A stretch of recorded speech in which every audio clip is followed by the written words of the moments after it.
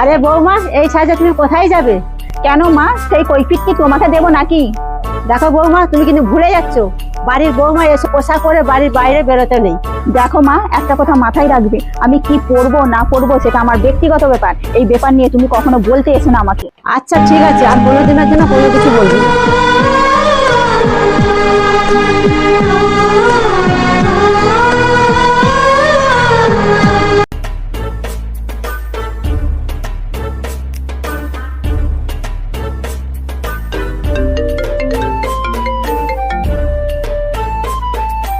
Hello, হ্যাঁ বলো। বলছি তুমি কোথায় আছো?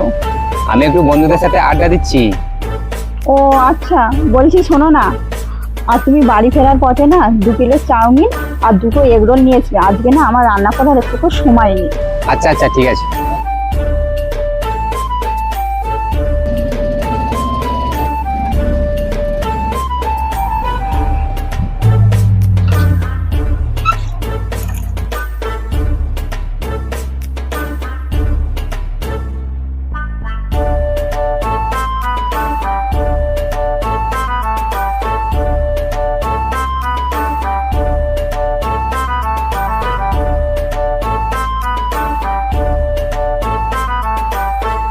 বাবা, বাড়ি আসতে আজ এত দেরি হলো? ওই একটু কাজ ছিল, তাই একটু দেরি হয়ে গেল। জয়ন্তী কোথায়? খাবারটা নিয়ে এসেছি, একটু ধরে নাও। কাকে ডাকছিস বাবা? বৌমা তো এই সময় বাড়িতে নেই। বাড়িতে নেই মানে? ও কোথায় গেছে আজ? মহারানী কোথায় যায় আমাকে তো বলে যায়নি। সে কি কথা মা, তোমাকে বলে যায়নি? আচ্ছা ঠিক আছে, দেখছি। लेकिन ये साला कर क्या रहा है यहाँ पे?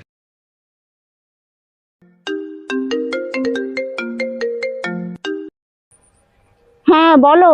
বলছি তুমি এখন কোথায় আছো? আমি একটু মার্কেটে বেরিয়েছিলাম, আমি আসছি। বলছি তুমি খাবার এনেছো তো? হ্যাঁ এনেছি, তুমি তাড়াতাড়ি বাড়ি এসো।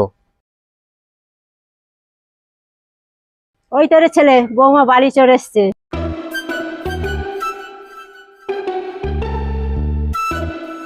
বাহ জয়ন্তী বাহ, তোমাকে তো খুব সুন্দর দেখাচ্ছে।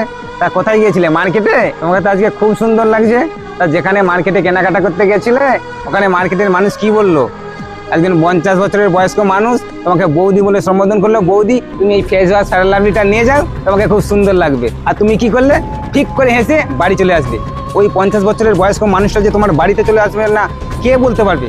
তাই তোমাকে আমি একটা কথা স্পষ্ট করে জানিয়ে দিচ্ছি,